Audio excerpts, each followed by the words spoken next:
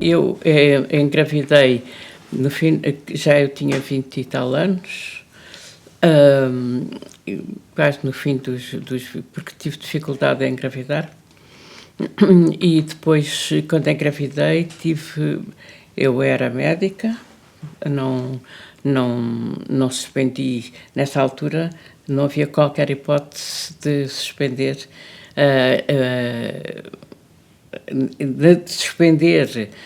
por gravidez ou de ter uma licença de parto depois do bebê nascer que fosse superior a... Agora tenho dificuldade, posso estar a exagerar, mas julgo que era um mês. E, portanto, na gravidez toda eu estive a trabalhar, tive uma gravidez muito complicada porque era daquelas pessoas que vomitavam. E, portanto, trabalhei sempre nessas circunstâncias, e a gravidez foi bastante complicada nesse aspecto de vomitar, e fiz parte sem dor, com a doutora Purificação Araújo. Fiz parte sem dor com ela. O parto correu maravilhosamente, não tive problema nenhum com o parto.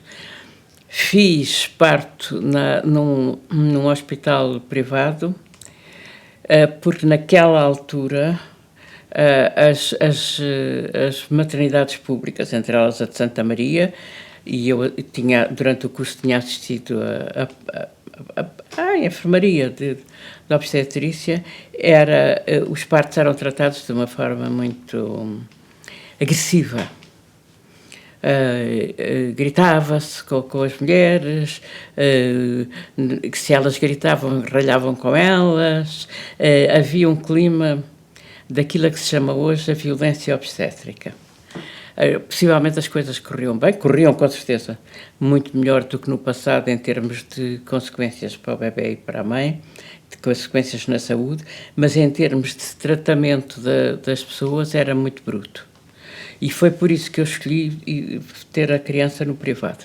E correu muito bem, foi ótimo. Eu acho que os partos correm bem desde que as pessoas não estejam convencidas de que vão correr mal. Quer dizer, há partos que não são partos naturais e, portanto, tem que haver cirurgia ou tem que haver alguma intervenção. Mas, de resto, um bebê sair é coisa fácil. Portanto, foi fácil. O pai fotografou a criança a nascer, que as fotografias passaram a estar no gabinete da doutora Purificação. Portanto, a parte foi ótimo. E depois, o que era complicado nessa altura era, de facto, só haver um mês, e um bebê de um mês é muito pequenino, e depois nós queremos dar de mamar. Portanto, aquilo que se fazia era, além do mês, meter-se mais um mês, o nosso mês de férias. Para além do mês que era dado, meter-se mais um de férias. Mas 2 meses é pouco. Felizmente, nessa altura, no Hospital de Santa Maria, havia um berçário. E, portanto, eu pus a minha filha no berçário e ia lá nos intervalos dar de mamar. Eu acho que, aliás, era uma coisa que se devia fazer atualmente.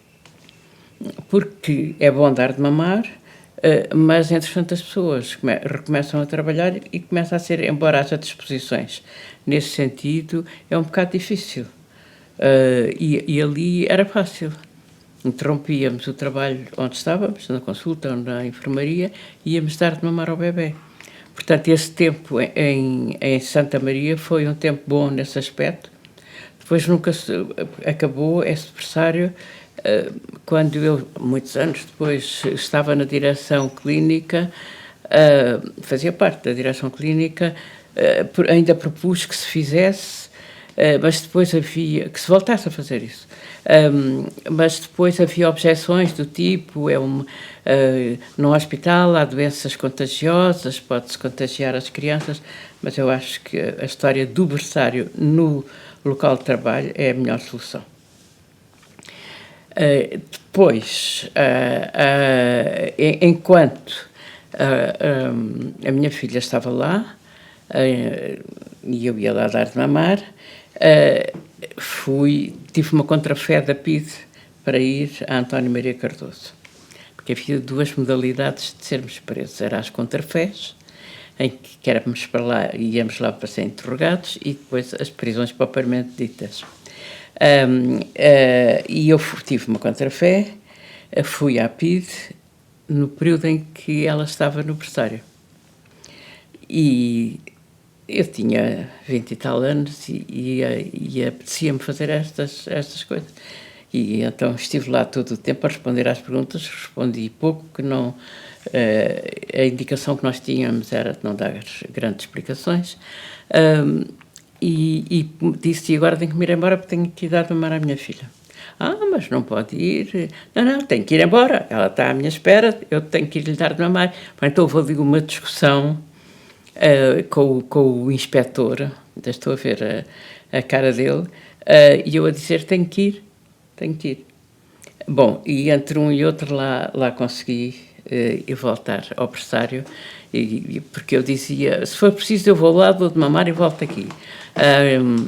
Mas não sei como é que isso acabou, só sei é que eu voltei e fui dar de mamar, não sei se à hora certa, se a outra, e nessa altura eu fazia um bocadinho, depois de sair do berçário, eu não tinha medicina privada, portanto tinha só do hospital, e ia um bocadinho para o jardim do hospital com ela, para o ar livre, para ela apanhar ar livre, portanto, esse é o meu período do berçário no hospital, que é um período feliz, à parte a intervenção da PIDE pelo meio. Quando ela tinha ela mais ou menos 8 meses, eu fui presa. E foi presa na sequência do assassinato do Ribeiro Santos, porque na Ordem dos Médicos fizemos um comunicado a dizer que ele tinha assassinado. Foi um coletivo de médicos que fez isso, 32 pessoas, mas fui eu que redigi o comunicado num papel, à mão, para depois ser passado a Stencil, e a PIDE assaltou a Ordem e descobriu numa gaveta o comunicado escrito para mim, identificou a letra e eu fui presa. E fui presa à porta de casa, eu morava na parede nessa altura e ia com a minha filha ao colo, nessa altura, já para a levar ao infantário, que era também um infantário especial, de uma amiga minha, que também tinha estado presa e que me deixava ir lá durante o dia. Eu tinha muito, por influência dos meus colegas da pedopsiquiatria, tinha muita ideia da vinculação, ia lá e ela deixava-me ir a meio do dia, dar-lhe de comer no infantário e estar com ela. Era compreensiva nesse assunto e também acho que é uma coisa que se deve fazer, que se devia fazer, não é uma prática habitual. Portanto, ia eu meter-me no carro para levar ao infantário, ao colo, e aparece a PIDE com todo o seu aparato, porque eles gostavam também de fazer aparato, com muitos carros, muitos agentes, o inspetor, e pronto, eu estava presa. Eu fui presa. Tive que passar a minha filha para o colo do pai, foi para dentro de casa, e eu lá fui presa. Nessa altura, a prisão foi curta, porque houve uma intervenção muito grande do meu diretor, que era o professor Dr. Soares, e dos meus colegas, e eu saí logo com uma caução, que era nessa altura bastante dinheiro.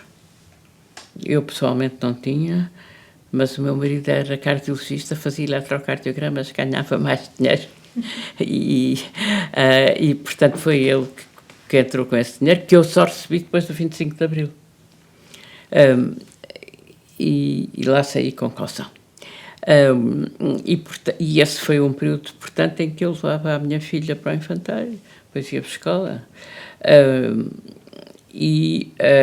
a dada altura eu entro para a clandestinidade. Houve as questões da Capela do Rato com os católicos e esse envolvimento com os católicos progressistas e eu passam a conhecer o meu nome, já desconfiavam, não é? Como membro das brigadas e, portanto, eu tive que ir para a clandestinidade e fui com a minha filha para a clandestinidade. Isso, sim, é muito complicado. É extraordinário como há mulheres do Partido Comunista que levaram anos com crianças na clandestinidade. Crianças pequeninas. Porque não se pode ir à rua. Eu não ia à rua, não é? A minha cara já era conhecida, portanto, eu não ia à rua. E ela pedia-me para ir à rua. Uma das coisas que ela dizia, era muito pequena e falava pouco, era cão, porque na rua havia cães e, portanto, ela queria ver o cão na rua. E estar com uma criança na clandestinidade, numa casa, sozinha, como eu estava, é muito mau. É francamente uma situação que eu admiro muito das mulheres do Partido Comunista que levaram anos nestas circunstâncias. Até ao momento, e foi o que aconteceu com elas, quando falo com elas, em que têm que pegar na criança e entregá-la à família. E foi o que eu fiz. Peguei na criança e entreguei à minha família, no Barreiro, e ela esteve esse período no Barreiro com a minha família, e no dia 25 de Abril, quando eu vim logo para a legalidade, para a liberdade, eu e uma camarada minha que tomava conta da tipografia, foi a primeira coisa que fizemos, foi vamos ter com os nossos filhos.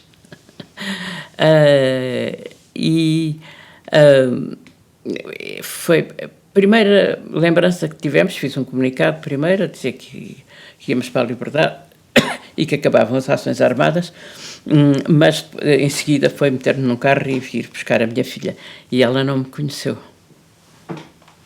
Eu fiquei muito chocada. Olhou para mim assim como uma pessoa estranha, como se, quem é esta pessoa estranha? Sozinha. E havia um camarada nosso que me trazia comida e que fazia a ligação política. E eu estava sempre desejosa que ele chegasse, porque também era um momento em que ele brincava um bocadinho com ela.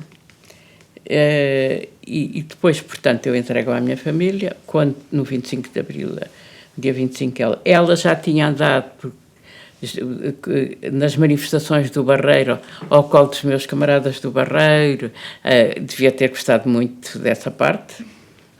Ela tinha 2 anos, sim, tinha 2 anos,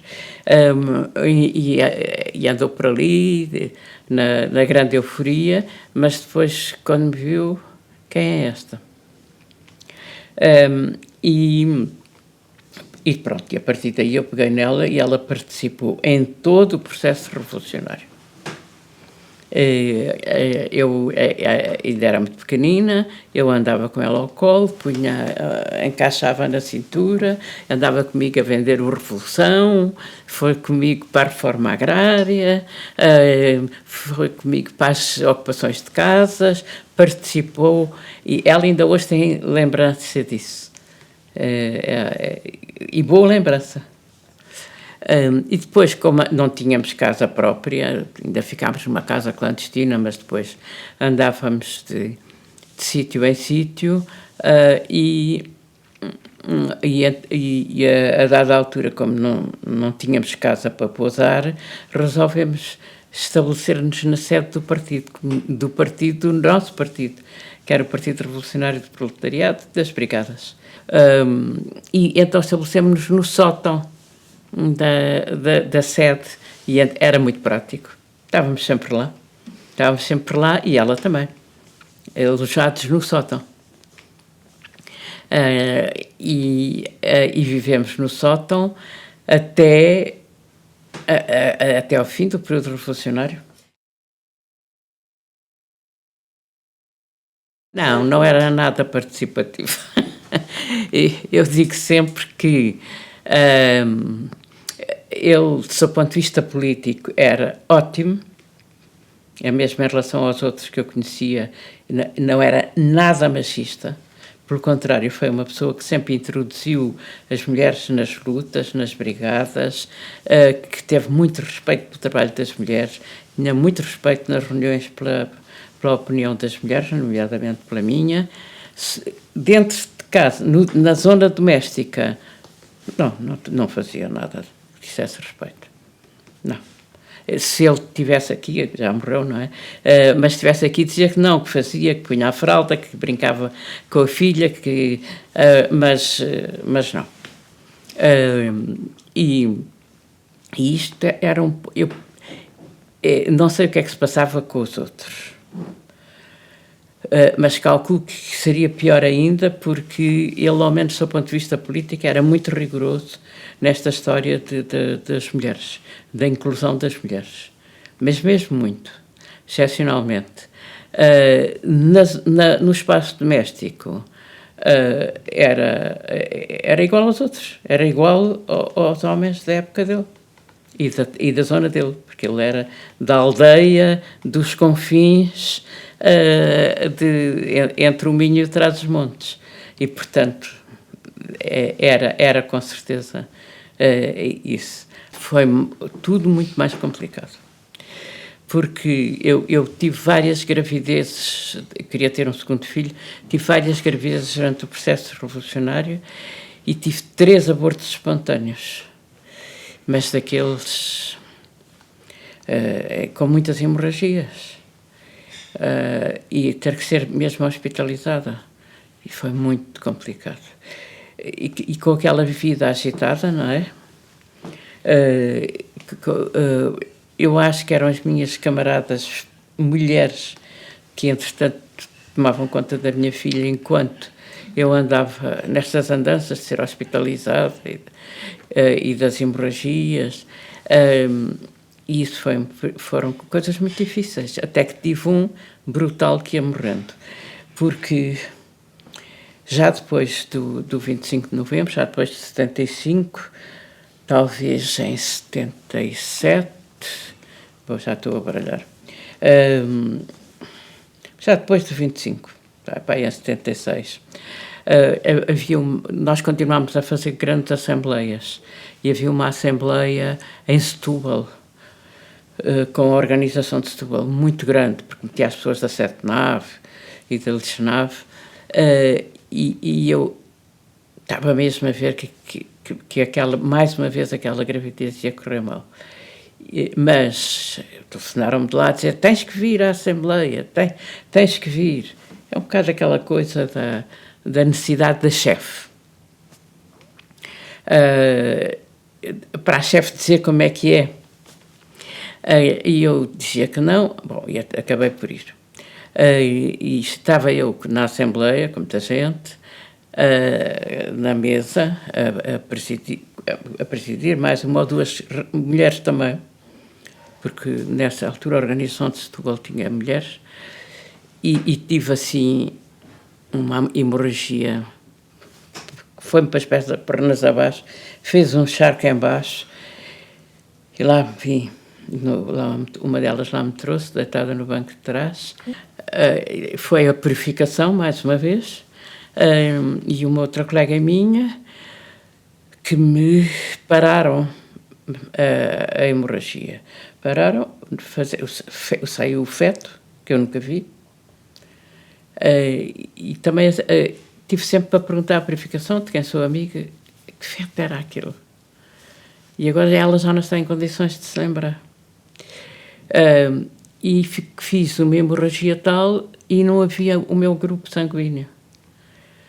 De maneira que estiveram a correr Lisboa à procura de sangue eu julgo que estive praticamente em choque, e depois lá me deram sangue, mas foi uma coisa que não voltei a ser a mesma pessoa, do ponto de vista de saúde, porque tive muito tempo assim. No meio destas coisas que metem crianças e política, foi verdadeiramente a grande questão que eu tive, foi essa, porque foram as minhas circunstâncias políticas e as minhas circunstâncias de mulher que determinaram que eu tivesse aquele grande risco. E aí o meu marido ficou aflito, mesmo aflito. Entrou em pânico porque viu que o sangue nunca mais vinha. Depois disso, voltei a engravidar. Voltei a engravidar e tinham aparecido pela primeira vez as ecografias. Só havia uma pessoa que fazia ecografias na maternidade Alfredo da Costa, um colega meu, e eu fiz. Porque a purificação disse: tens que fazer para ver como é que é. E eu fiz, e pelos vistos estava bem, e depois nasceu o meu segundo filho, o Sérgio. E mais uma vez, maravilhosamente, mais uma vez um parto ótimo. No hospital, correto? Continua a ser no hospital particular. Certo. Aliás, a purificação só fazia os partos no hospital particular. Também era uma circunstância, não é? Porque a purificação tinha estado em Santa Maria, mas também estava um bocado farta daquele ambiente. E, sobretudo, era impossível fazer parto sem dor no Hospital de Santa Maria. Era impossível. Agora já se ensina aquelas coisas todas da respiração e quando é que se faz força e não sei o quê. Naquela altura era a bruta. E, portanto, a purificação nunca fez parto sem dor em Santa Maria e fez sempre no hospital particular. A Cesina fazia foi a primeiríssima de todas, fazia também numa clínica, e a minha irmã fez dos primeiros nessa clínica, com a Cecina Bermudes, e a purificação também. Portanto, nasceu o meu filho, tudo maravilhoso, e as vidas com ele muito bem, com o bebê, até que começou a haver ameaça de nós sermos presos. E eu lá andava com o Sérgio de um lado para o outro e com a minha filha mais uma vez, porque nós fomos presos em 78. Portanto, depois do 25 de novembro. Fomos presos em 78 e tivemos presos 4 anos, sem qualquer condenação, sempre em prisão preventiva, e nunca fomos condenados. Julgados N vezes, nunca fomos condenados, mas tivemos 4 anos presos. E eu estive 4 anos presa com o meu filho. Ele tinha também 8 meses quando nós fomos presos. Então, brincamos com isso: cada vez que tens um filho de 8 meses és preso. Porque a minha filha também tinha. E então estive com o Sérgio presa 4 anos. Circunstâncias variáveis. Estive primeiro em Caxias, em isolamento, coisas completamente ilegais, isolamento completo, um quarto de hora de recreio, e o meu filho tinha essa idade, não é? Estava numa coisa, levei para lá uma dessas coisas onde se punham as crianças, para ele poder mexer-se, e portanto estivemos uns 8 meses, uns 8 meses em isolamento. A Isabel voltou para o Barreiro e esteve 4 anos no Barreiro. Mas já era crescidinha e, portanto, para ela isso foi vivido bem, relativamente bem. Os meus 2 filhos, depois de muito interrogados, acham tudo sempre, que isto correu tudo muito bem e que se passou tudo muito bem. Parece que sim. Portanto, a Isabel foi para o Barreiro e o Sérgio ficou comigo. Primeiro, esses tempos do isolamento, que para uma criança daquela idade é capaz de ser ótimo, porque estava com a mãe todos os dias. A decisão de ficar com o Sérgio junto de si foi instantânea ou foi algo ponderado? Foi completamente instantânea. Não admiti outra hipótese. Foi completamente instantânea e foi bom para mim e para ele, não é? Para mim tinha a companhia dele e para ele porque tinha a companhia da mãe, como tinha tudo como deve ser, porque podiam os médicos ir lá se eu chamasse, a alimentação era conveniente e podiam também levar aquelas papas, aquelas coisas.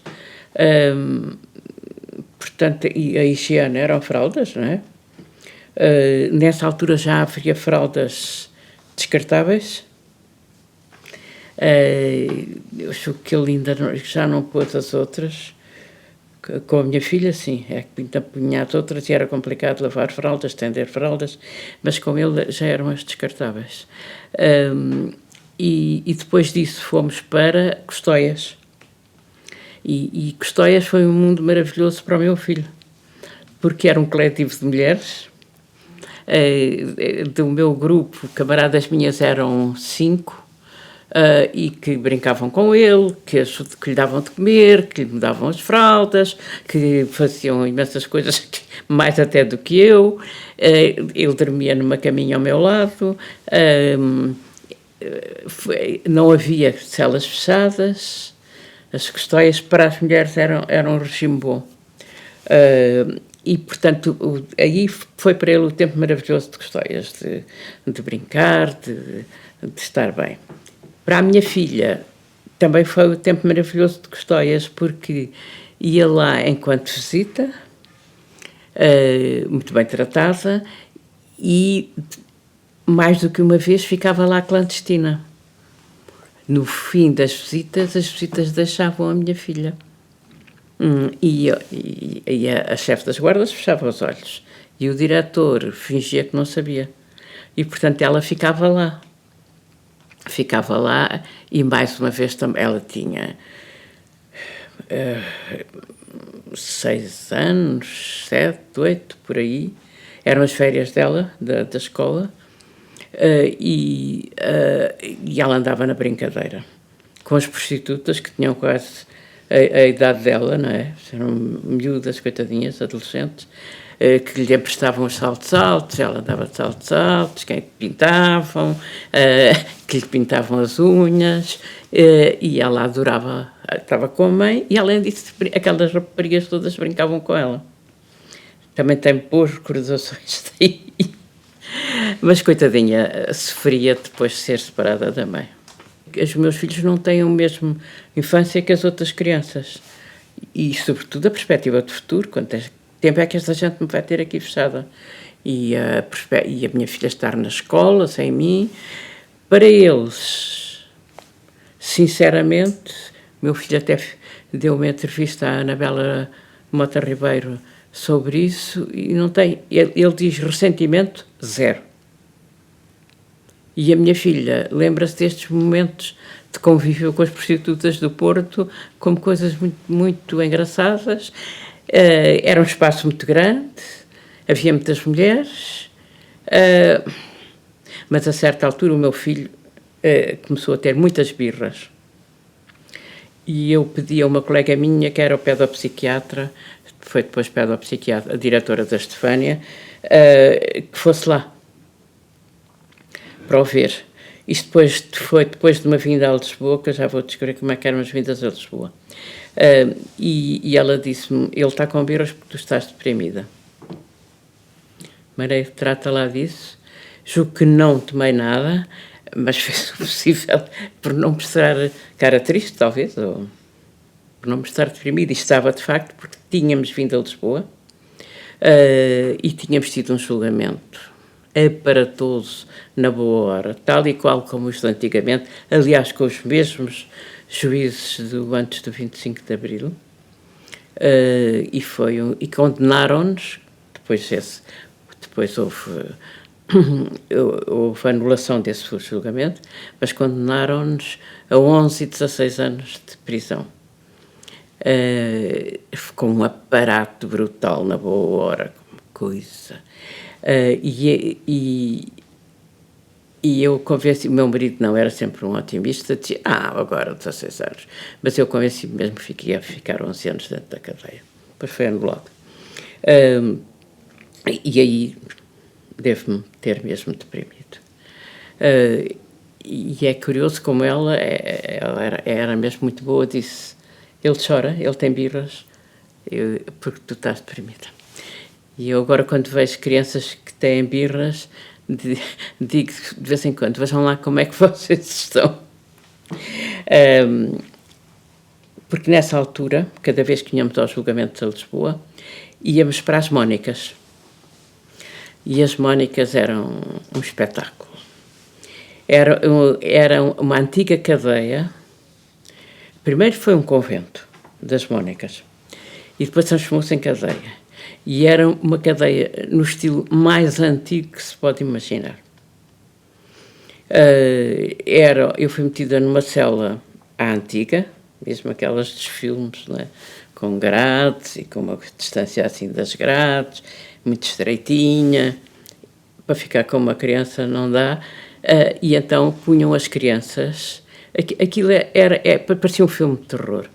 As crianças eram postas num espaço, boazinhas, e eram boazinhas, punham as crianças num espaço à parte, só que a pessoa que dirigia esse espaço, que até era simpática, era infanticida. Era uma mulher condenada porque tinha morto a sua criança. Mas uma pessoa que faz isto tem qualquer desarranjo emocional. E não é propriamente a pessoa ideal para estar a dirigir o espaço das crianças.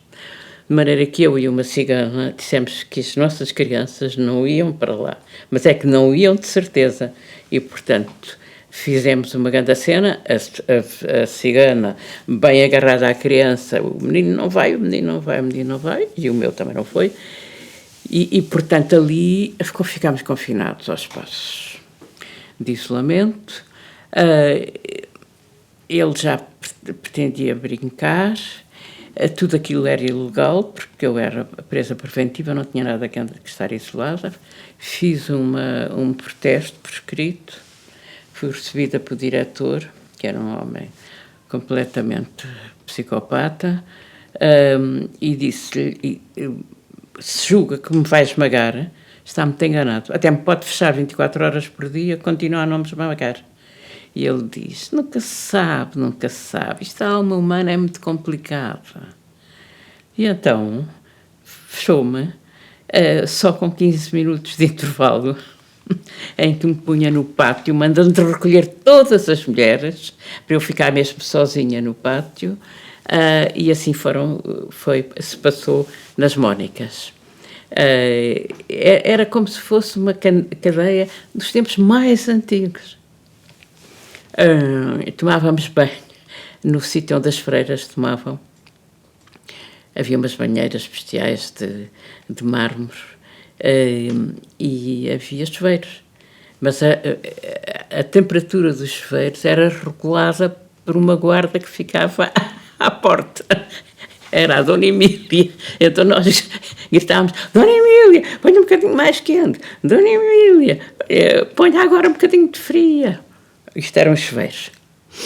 Um dia, a senhora era simpática. Eu disse-lhe, Dona Emília, eu gostava tanto de um dia tomar banho na banheira das freiras. E ela fez-me isso. Encheu uma dessas banheiras de mármore das freiras e eu tomei um dia banho de banheira. Foi ótimo. Simpática a senhora. Portanto, as nossas estadias em Lisboa eram aí. Muito mais. E depois voltávamos para Custóias. Em Custóias eu consegui que fosse lá uma comissão, um grupo da Comissão da Condição Feminina, ensinar métodos anticoncepcionais. Foi uma luta para ir. A comissão era uma comissão governamental dependente do primeiro-ministro, portanto, o mais oficial possível. Mas trataram-nas como se elas fossem um grupo de extrema-esquerda. Quando aqui, não eram nada. A comissão foi sempre com senhoras até muito do lado católico. Com um comportamento muito pouco exteriorizado. Mas foram muito mal tratadas lá. Mas foram lá e fizeram uma sessão sobre meios anticoncepcionais para todas as presas. Sim, eu conversava muito com elas sobre essas coisas. Elas estavam sempre lá transitoriamente, porque depois vinham aqui para baixo para a cadeia de... me lembro. As prostitutas. Depois, em janeiro de 83, acabou a lei da proibição da prostituição e deixou de haver prostitutas nas cadeias. Ali eram um bocadinho dependentes dos governos civis e praticamente só eram presas as do Norte. Portanto, foi sempre com mulheres do Norte que eu estive. O Sérgio sempre comigo e tirou uma fotografia comigo à porta das Mónicas, sentados os dois, quando saímos. E ele, quando a filha tinha a mesma idade que ele, foi à porta das Mónicas tirar uma fotografia com ela. Mas ainda salvei uma criança que se tinha engasgado e eu fiz aquilo que se tem que pôr, pula de pernas para o ar e bati-lhe e a criança desengasgou-se. Curiosamente, a mãe dessa criança estabeleceu comigo, tinha uma relação normal, ficou zangada comigo. Que foi uma reação estranha. Era como se me devesse um favor e não quisesse agradecer-me, qualquer coisa assim. É estranho. E uns anos depois estava eu na consulta do Hospital de Santa Maria, ela apareceu-me e disse-me: venho aqui pedir-lhe desculpa por causa da atitude que tive.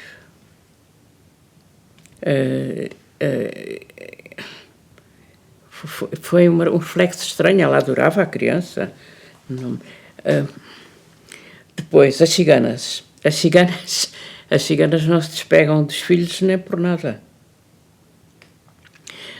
E andam sempre com eles, ao colo, encaixados mas tinham uma grande confiança em mim. E houve um momento em que a professora de ensino primária levou uma ou duas crianças à praia, juntamente com o filho dela. E também queria levar os filhos das ciganas.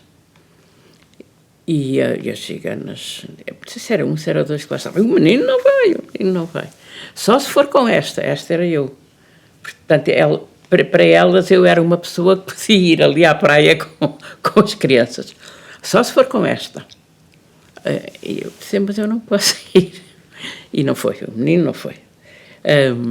E tenho fotografias nessa altura do meu filho na praia com uma ou duas crianças que foram e com o filho da professora. Temos essas fotografias na praia que nós estimamos muito, não é? Porque é uma recordação de há tantos anos. Mas o meu filho ia com muito receio de deixar a mãe. Muito receio mesmo de deixar a mãe. E o meu filho depois teve que... Fomos libertados e o meu filho tinha 5 anos e queria voltar lá. E dizia: quero ir à Casa Grande. E tivemos que voltar lá. Tocámos à campainha e entramos na Casa Grande. E ele lá foi cumprimentar as pessoas e depois... portanto, em princípio, não ficou traumatizado. Eu acho que as mulheres devem ser independentes, ter o seu trabalho e os homens tomar conta também, tudo isso. Mas somos mamíferos. E os mamíferos, durante algum tempo, têm as crias junto delas. E isso, do ponto de vista emocional, é importante. E há aqui uma contradição entre os direitos das mulheres e a nossa condição de mamíferos. E ele beneficiou dessa condição de mamífero até aos 5 anos. A Isabel, de certeza que sofreu. Foi muito... Foi ainda no outro dia, estava a mexer em papéis antigos e a professora dela foi excepcional. Era escola pública, mas ela fazia sessões a explicar. A mãe da Isabel está presa, mas não devia estar, e fizeram todas o desenho, eu na cadeia, e portanto ela sentia-se também um bocado honrada com essa de ser, de estar a ser ali homenageada. E portanto, em princípio, ela gostou muito de estar no Barreiro. Para ela o Barreiro e no Barreiro havia liberdade. Ela andava sozinha, ia ao parque sozinha, ia à escola sozinha, tinha amigas com quem brincava na rua. Era uma zona de liberdade diferente do que se passa agora, não é? Eram umas saudades horríveis, terríveis. Saudades e inquietação, porque eu não sabia todos os dias como é que ela estava. Houve uma altura que ela teve uma febre, destas febres que os miúdos têm, que nunca mais se passava e também nunca mais se sabia o que era. E eu estava nas Mónicas e foi horrível. As Mónicas era o pior possível.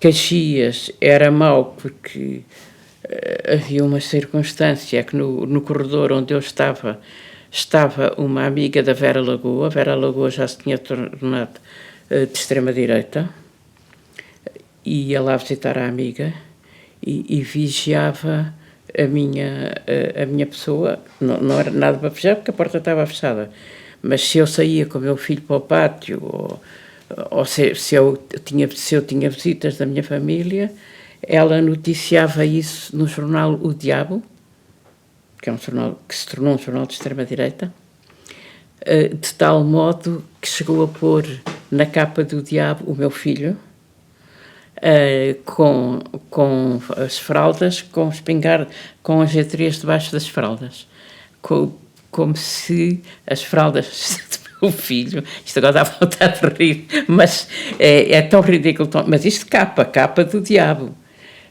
Que era uma forma, a história das fraldas era uma forma de eu introduzir armas dentro da cadeia. Quando eu fiz greve da fome, devem ter sofrido imenso, porque foram 30 dias, e o meu pai escreveu-me uma carta muito bonita, não sei onde a tenho, a falar-me do Bobby Sands e a dizer que muitas vezes estas pessoas são como a Thatcher, têm coração de ferro, e, portanto, que eu penso. Mas assim, não é sai da greve. Não foi sai da greve. Foi, pensa 2 vezes. Depois saímos e o Sérgio não me queria largar. Para ele ir para a escola, para a primária, foi um castigo. O Sérgio, quando veio cá para fora, tinha muito medo que eu fugisse. Foi difícil, para o Sérgio foi difícil, porque tinha medo que eu desaparecesse. E a presença do pai também não lhe agradava muito, porque era partilhar a mãe, não? E, portanto, para o Sérgio a adaptação e depois a escola primária foi difícil. A adaptação ao exterior foi mais difícil do que a adaptação à cadeia.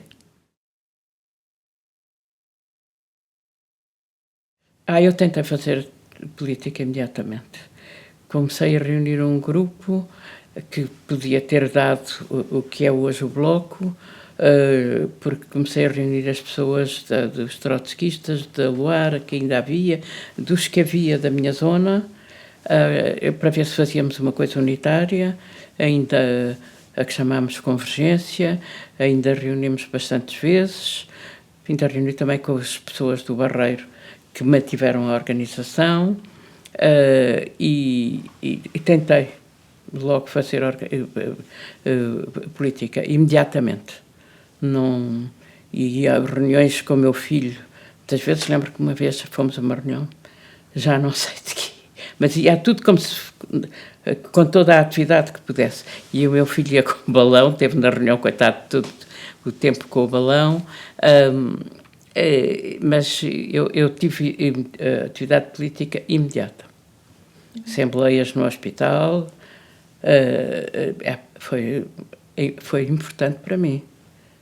Nestas coisas eu acho que nós não devemos baixar os braços. Eu tinha muito má relação com a minha mãe, porque era uma pessoa muito dura, mas houve uma coisa que ela nos meteu na cabeça, foi isso. E nunca nos ensinou nada. Nada. O nada é mesmo nada. Nós jogávamos a fazer arroz, era pôr água e o arroz lá dentro. Não sabíamos nada. E na limpeza da casa, o meu pai, limpávamos todos, nós as duas e o meu pai também. Nos fins de semana, na limpeza. Eu acho que se eu não tivesse filhos seria uma vida muito vazia. Francamente, desde sempre pensei que tinha que ter filhos. E daí eu ter insistido em ter um segundo filho com risco de vida. Portanto, eu sentir-me muito vazia se não tivesse filhos. Não sei se estaria mais disponível para a atividade política. Não sei, porque também podia ser que esse sentimento de vazio e de incompletude não me diminuiria como pessoa. Possivelmente diminuía-me como pessoa. Não estou com isto a dizer que ter filhos seja alguma obrigação moral. Acho que há pessoas que vivem muito bem sem ter filhos e que não desejam ter filhos e é perfeitamente legítimo. Para mim, como pessoa, isso era fundamental, ter filhos. E não me vejo viver sem ter filhos, nem vejo que isso me fosse dar mais disponibilidade. A história das mulheres é sempre uma história da cintura para cima. Da cintura para baixo, que é onde se tem as menstruações, os partos, os filhos, as relações sexuais, a violência de rua, que era apalparem-nos ou atirarem-se a nós, não se fala. Não se fala. É oculto. É ainda uma realidade oculta. E qualquer dia morrem as mulheres todas que viveram essas circunstâncias e deixa de haver discurso direto. E, portanto, eu tive menstruações abundantíssimas, com uma anemia daquelas que dá direito a ser internada e mantinha-me a chefiar a urgência e a fazer urgência no hospital, porque era uma coisa de que não se falava, não é? E fiz urgências com anemias gravíssimas.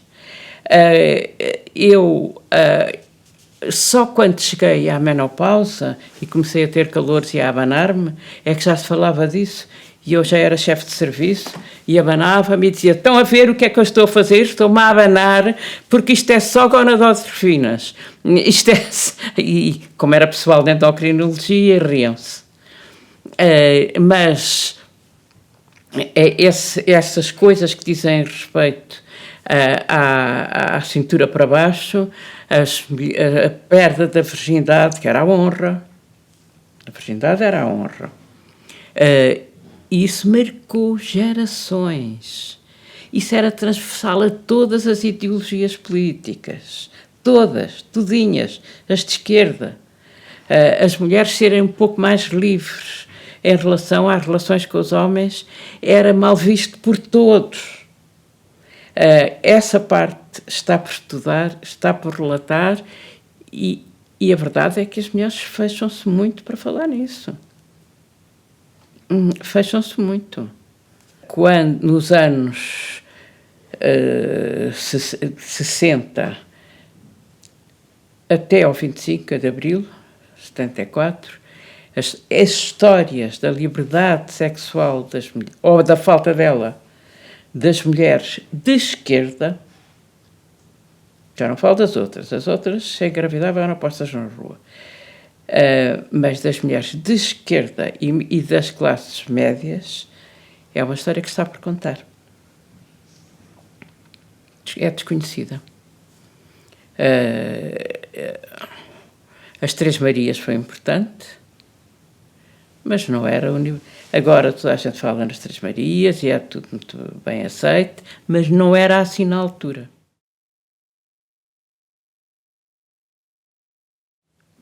A minha atividade política, diz ela, era servir o cafezinho. E ela é muito forte a falar e diz, eram todos uns imbecis. Nas reuniões que havia em casa dela, o papel dela era servir o cafezinho. Eu levei sempre a minha filha, bebê, para as reuniões da Ordem dos Médicos, onde a dava de mamar em plena reunião da Ordem. Estamos nos anos 70, não era como as mulheres usavam uma coisinha assim para tapar o peito quando davam de mamar por acaso aos bebés. Ainda no outro dia um colega meu dessa altura também dizia, a tua filha era aquele bebé que lá estava a quem tu davas de mamar.